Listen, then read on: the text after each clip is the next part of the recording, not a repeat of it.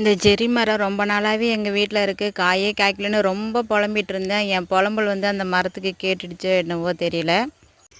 இப்போ பார்த்தீங்கன்னா ஒரு வாரத்துக்கு ஒரு 15 காய் 20 காய் இதுலேருந்து பறிக்க முடியுது எங்களால். அப்பப்போ என் பொண்ணு கண்ணில் படுற காயை மட்டும் பறித்து சாப்பிட்டுட்டு இருப்பாப்புல.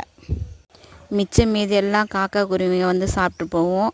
நம்ம வேணும்னு நினைப்போம், ஆனால் கிடச்சதுக்கப்புறம் அதை யூஸ் பண்ணிக்க தெரியாமல் அப்படியே விட்டுடுவோம். அந்த கேட்டகரி தான் நானும். கிடைக்காதப்ப காய்க்கலன்னுவேன். காய்ச்சதுக்கப்புறம் அதை திரும்பியே பார்க்குறதில்ல. அப்புறம் பார்த்திங்கன்னா மழை எப்போ வருதுன்னே தெரிய மாட்டேங்குது.